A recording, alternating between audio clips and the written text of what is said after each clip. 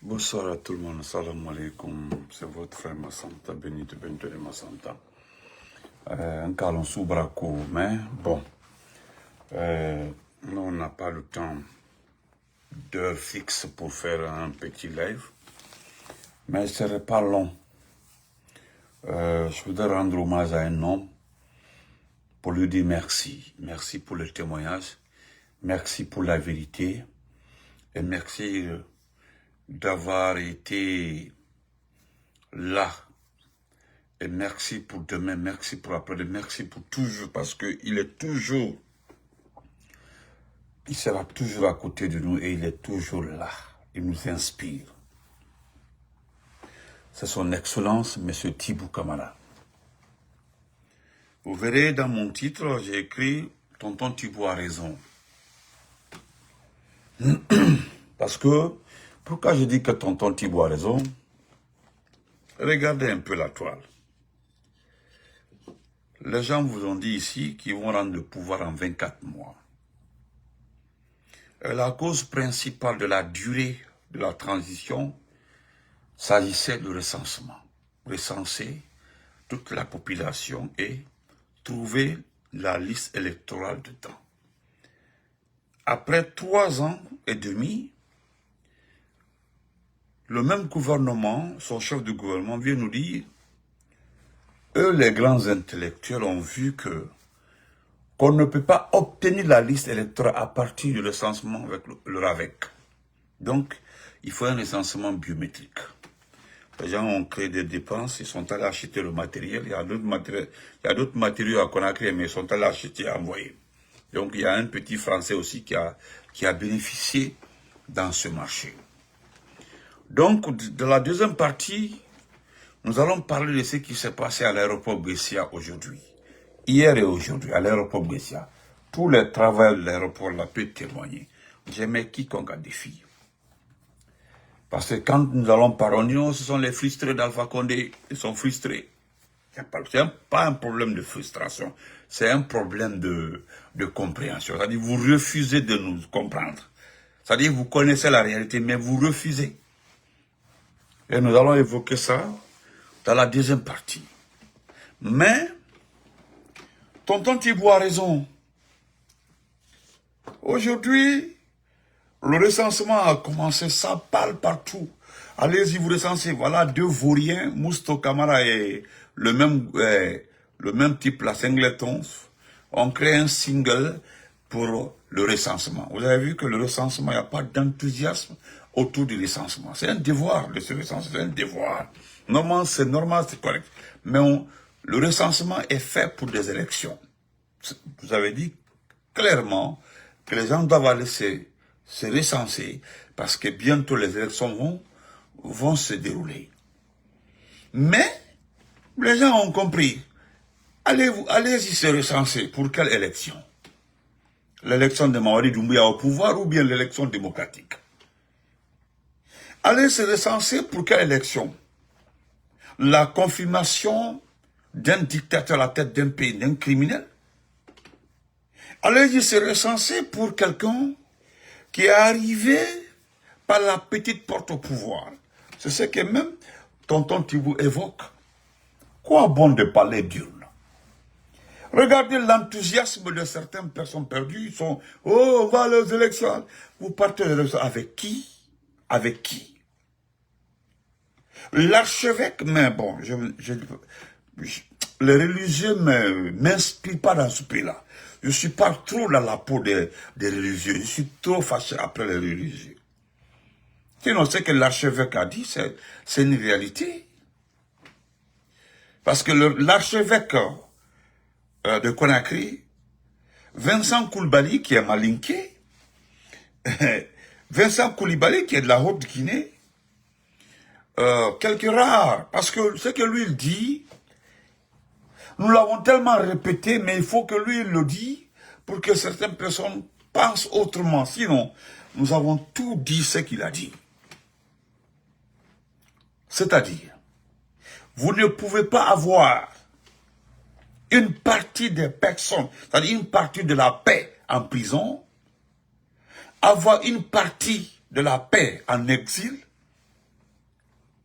et se promener avec une petite partie de cette grande partie de la paix.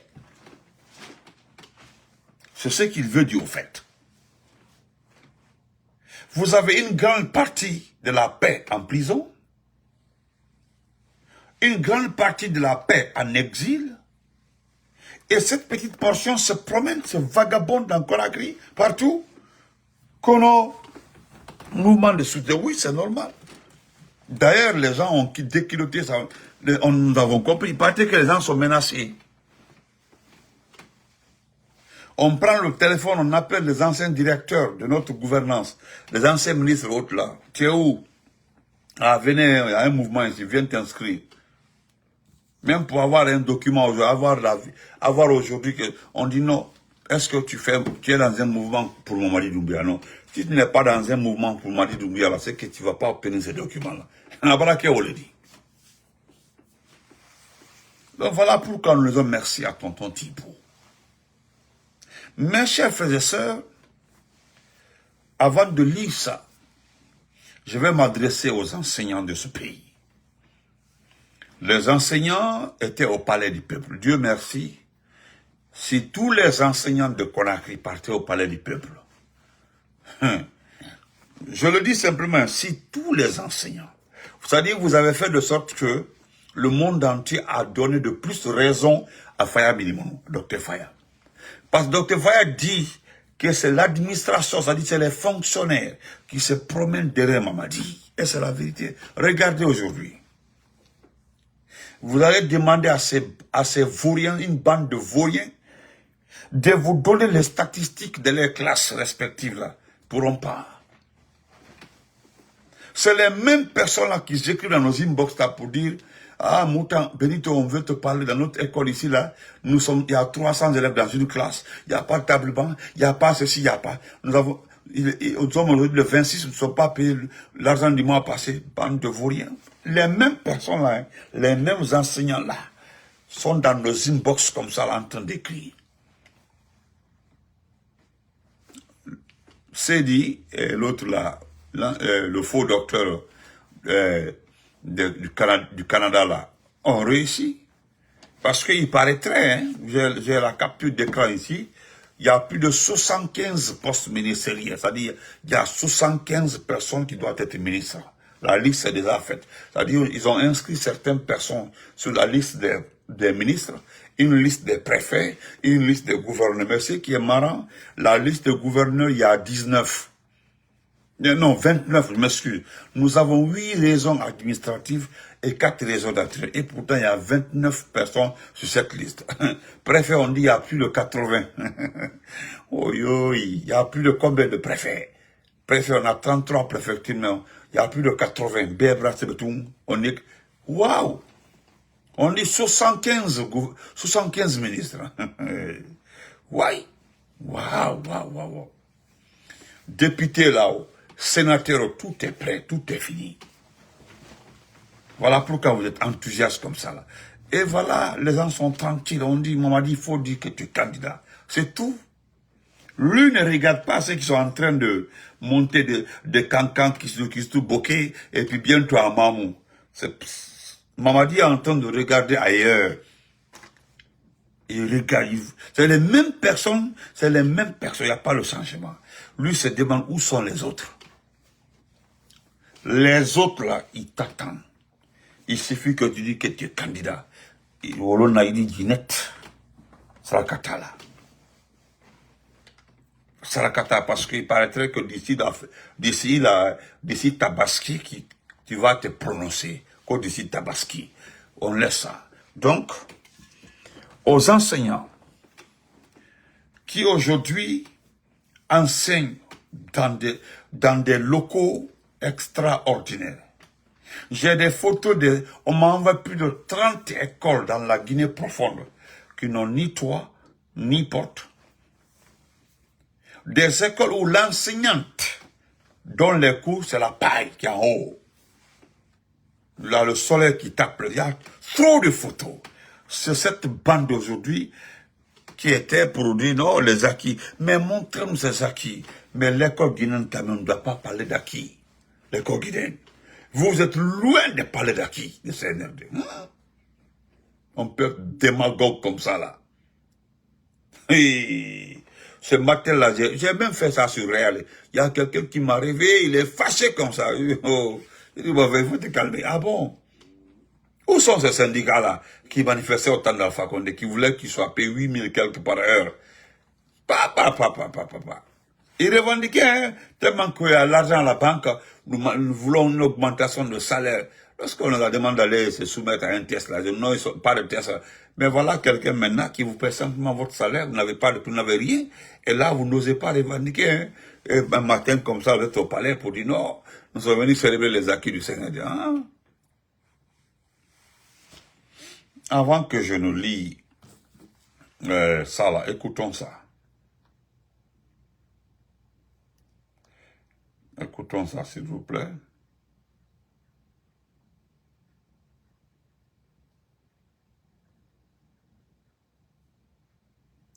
Écoutons ça. Je vais mettre ça rapidement pour vous. Écoutez ça.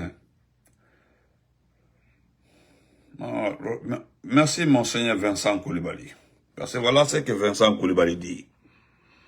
Voilà. Il dit que le retour à l'ordre conventionnel par l'organisation des élections présidentielles et législatives exige l'inclusion et la participation de tous les acteurs sociopolitiques. C'est pourquoi j'invite humblement le CNRD, hein, voilà, le gouvernement et les acteurs sociopolitiques à accepter de se retrouver autour de la table du dialogue afin de concevoir ensemble les voies et moyens les plus appropriés et les plus adaptés à la prise en compte des crises récurrentes. Voilà. Ça, c'est la vérité. Appeler tout le monde sur la table. Mais Monseigneur, même si on appelait tout le monde, d'abord là, ils vont dicter, ils vont écouter, hein. Après, ils iront faire autre chose. Donc, c'est pas la peine. Laissez tomber. Laissez entre nous. Monseigneur Vincent, merci beaucoup. Laissez entre nous. Nous allons régler ça. Laissez ça entre nous. Donc, écoutons ça, s'il vous plaît. Monseigneur, ne vous fatiguez pas. Monseigneur même se fatigue pour rien du tout. Oui, on n'avait pas entendu Bogolan là-bas. Il a passé plus de 4 ans. Il est venu en 2020. Vous pensez que Doumbouya va rendre le pouvoir? Il a déjà passé plus de 4 ans au pouvoir. Il est venu en 2020. En 2021, le 5 septembre 2020. Oui, ça fait 4 ans. Mais 4 ans déjà, il a déjà pris le goût du pouvoir. Il est devenu pouvoireux, vous imaginez. Donc c'était tout d'abord un pouvoir. C'est pour ça qu'il a pris le pouvoir pas par les amis, il fallait le prendre. Il ne prenait pas le pouvoir pour défendre quelque que ce soit. Il ne prenait pas le pouvoir pour défendre la nation guinéenne. Il ne prenait pas le pouvoir pour défendre les opposants, les acteurs de la société civile ou les journalistes. Il prenait le pouvoir pour lui-même. Et il a pris, maintenant, il commence pas à s'asseoir. Vous imaginez. Mais ce qui me plaît bien chez lui, c'est qu'il est d'une certaine sagesse. Il ne rentre pas dans tous les groupements ou regroupements. Il est assis, c'est exactement là où il va en ce qui concerne la conservation du pouvoir. Donc il ne faut pas lui faire confiance. Il ne faut pas lui faire confiance. Voilà. C'est ça. Il ne faut pas lui faire confiance. C'est-à-dire, il est assis là où on doit. C'est-à-dire, le monsieur là parle, il dit, il a fait 4 ans, c'est un mandat déjà. Il a fait 4 ans, il a pris le goût du pouvoir. Vous avez vu, il ne parle pas, hein. Il est assis réellement là où on s'assoit pour rester longtemps au pouvoir. C'est ce qui est dangereux. C'est-à-dire, il est assis là où on s'assoit pour rester au pouvoir, longtemps au pouvoir. Maintenant, utiliser les gens. C'est ce que, exactement. Ça, c'est un. Deuxièmement, attendez, encore, on y va.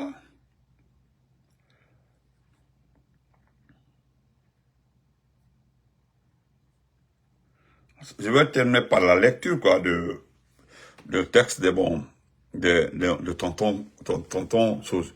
Voilà ce que Bogolan Rabat dit. Parce que c'est inquiétant le recensement. Le ministre Bogolan Rabat assure que le recensement est une prescription divine. Jésus que nous suivons a fait la même chose. C'est-à-dire Jésus, selon Bogolan Rabat, Jésus a fait un coup d'État. Donc Jésus est resté longtemps au pouvoir. Il a demandé aux gens de s'inscrire pour aller aux élections. Vous avez vu les fainéants là. Vous avez vu les fainéants là. Il était à l'église évangélique. Parce qu'il est évangéliste. Lui n'est pas... Il dit que Jésus l'a fait, que le recensement est une prescription divine. Et c'est pas les lois qu'il disait. Faites beaucoup attention. Donc, chers enseignants, on nous souhaite bon travail. Voilà. Ceux qui m'accusent souvent là, que je ne défends pas. Vous avez vu même les étudiants qui sont à l'étranger là. Vous avez vu, je ne défends plus quelqu'un. Hein. Je suis dans mon coin, je m'occupe de ma politique. Voilà pourquoi je ne fais pas de thème pour quelqu'un. Je ne fais pas. Tout est traître. Il y a pas, ils sont tous traîtres. À l'aéroport Bessia, que vous appelez l'aéroport Ahmed Sékou Touré, vous avez vu un autre groupe de Français, des militaires français qui sont arrivés. Aujourd'hui, nous avons minimum plus de 700 soldats français sur le territoire guinéen. Presque une base militaire. Sauf que ceux qui sont déjà présents à Conakry, en Guinée, viennent du Sénégal. Mais ceux qui sont arrivés hier et aujourd'hui sont venus de la France, des soldats français sur notre territoire. Le type là, il est prêt parce que si ce n'est pas le peuple, aucun militaire ne peut lui faire un coup d'État. Ou bien ceux qui sont, pour lui c'est ça quoi, si ce n'est pas le peuple. Et le peuple là, il est en train de gérer le peuple. Il est en train de gagner sur le peuple parce qu'il a mis les plus grands démagogues, les vrais démarcheurs à la tâche. Aujourd'hui, ils sont partout en Guinée. Partout en Guinée. Des milliards, la planche à billets pour acheter les consciences. On n'ira pas aux élections parce qu'il n'organisera pas les élections. Et s'il doit aller aux élections, il est celui seul qui va choisir ses candidats. Tous les vrais partis politiques là doivent se rallier. C'est ce qu'il veut quoi. Tout le monde se rallie et puis on crée deux petits partis politiques comme opposants et puis c'est terminé. L'élection, il la gagne cadeau. C'est ce qu'il veut. Donc ces soldats français, nous ne sommes pas pressés. Hein. Vous continuez à... Vous êtes plus de 700 aujourd'hui. Il y a plus de 700 soldats français sur le territoire guinéen. Ils sont partout aujourd'hui. C'est nos dénonciations qui ont fait qu'ils ont fui Sorokoni et la frontière à Kouré-Mali. Ils se sont regroupés tout autour de la capitale et aujourd'hui tout autour de Bamati. Au niveau des renseignements, la gendarmerie, ils sont partout. Mais pourquoi vous parlez d'élections? Aujourd'hui en Guinée, pourquoi vous parlez de recensement? Pourquoi vous parlez des élections? Ou bien vous ne voyez pas le chemin pour arriver au pouvoir? Nous connaissons tous maintenant le chemin pour arriver au pouvoir. Le chemin pour arriver au pouvoir, c'est quoi? C'est prendre les armes, attraper un président et puis c'est tout. Et puis vous parlez d'élections. Voilà pourquoi je suis trop content de mon papa. On l'appelle tonton. Tonton Tibou. Je suis trop content. Parce qu'il le dit clairement. Pourquoi vous parlez pourquoi d'urne? Pourquoi la campagne? Pourquoi d'élection? Pourquoi la candidature? Lui, est-ce que lui l'a fait? Il ne l'a pas fait, il a pris les armes. Donc c'est comme ça aussi. D'autres vont prendre. Comme c'est comme ça maintenant en Guinée, ce n'est plus les urnes, c'est les armes. Et puis on sait que si on prend les armes, on prend le pouvoir, les gens vont courir après toi. Mais c'est terminé. Pourquoi aller aux élections? Pourquoi élections? Ça n'existe plus. Voilà, donc je vais lire ça. Merci tonton Tibou. Merci beaucoup. Je vais lire ça pour mes abonnés. On est quitte. Alors, on est quitte. On est trop quitte même. On est quitte même.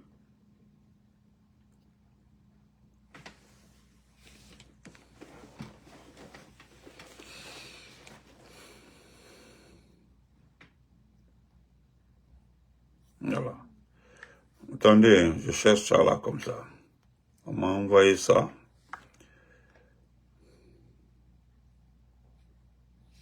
Demain, nous allons parler de Amadou Doumbouya parce que Amadou Doumbouya est dans les viseurs des Américains. Amadou Doumbouya.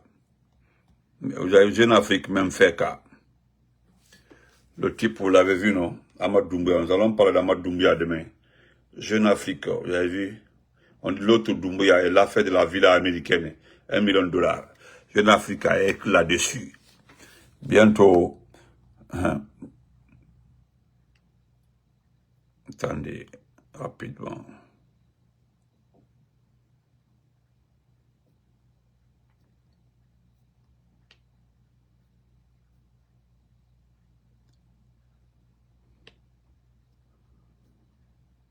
Ok. Permettez-moi rapidement. J'ai retrouvé. J'ai mis ça. Oh.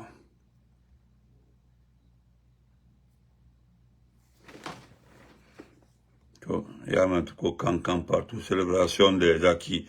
On célèbre les acquis, on célèbre les acquis. Permettez-moi, voilà. Ok.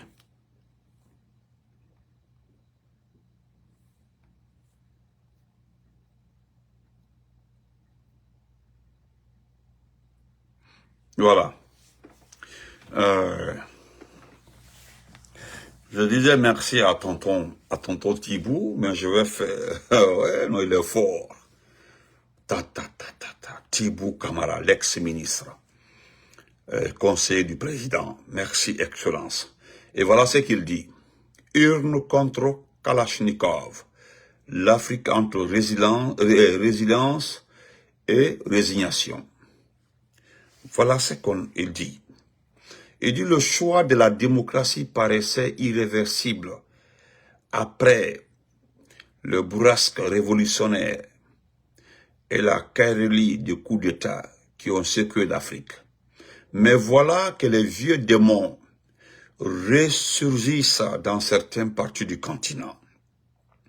Les militaires refont surface et s'emparent à nouveau du pouvoir en toute impunité, avec même une désinvolture troublante, un passé que l'on croyait révolu, résailli, bousculant toutes les certitudes acquises. Nous assistons à un chaos démocratique et à une banalisation des coups d'État, oui, marqué par le retour en force des armées sur la scène politique. Faut-il incriminer des populations obsédées par l'alternance prêtes à tout prix au changement, quels qu'en soient les moyens, ou pointer l'échec d'élites complaisantes, accommodantes, résignées aux compromissions toujours promptes à prêter allégeance à des régimes de tous bords et à s'embarquer dans des aventures hasardeuses? Faut-il y voir l'ouverture d'une brèche provoquée par le rejet d'élites perçues comme corrompues et illégitimes par des populations désillusionnées? La transmission du pouvoir a toujours généré des tensions en Afrique, opposant des élites englues dans des guerres d'ego et de conflits d'intérêts. Il aura fallu des décennies d'efforts et d'innombrables sacrifices pour embrasser la démocratie par mimétisme ou sous l'effet de l'air du temps. Cette transition avait le mérite d'éclipser les prises de pouvoir par les armes et de marginaliser les forces armées. Un cycle électoral parfois contesté a remplacé la spirale des coups d'État, marque des indépendances tumultueuses. Si les élections sont loin d'être une panacée et restent perfectibles, elles offrent néanmoins aux candidats des chances relativement équitables de se disputer les suffrages. Oui. Le débat politique et la compétition électorale excluent théoriquement le recours à la force. Oui. Aussi, tant que le bulletin de vote demeurait l'unique voie d'accès au pouvoir, personne n'envisageait sérieusement d'autres alternatives que les urnes, oui. Du moins jusqu'à l'ère des rébellions armées qui engendrent seigneurs de guerre et tyrans tristement célèbres. Voilà. Les militaires et chefs rebelles ayant dirigé les États en l'absence des standards démocratiques finirent par rendre les armes et rejoindre les casernes. L'armée régulière se cantonnant à ses missions régaliennes, pliant en théorie devant l'autorité civile établie.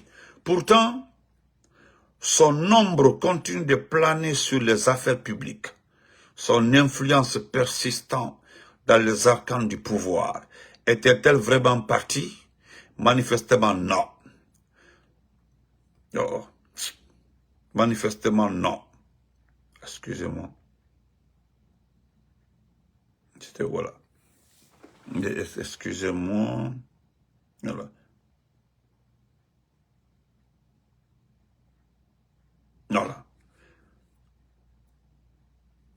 Manifestement, non. Chasser le naturel. Il revient au galop. Le désenchantement démocratique et le rejet des classes dirigeantes offrent aujourd'hui à l'armée une opportunité historique de reprendre les rênes. De reprendre les... Attendez, oh là. C'est ma main qui... Excusez-moi.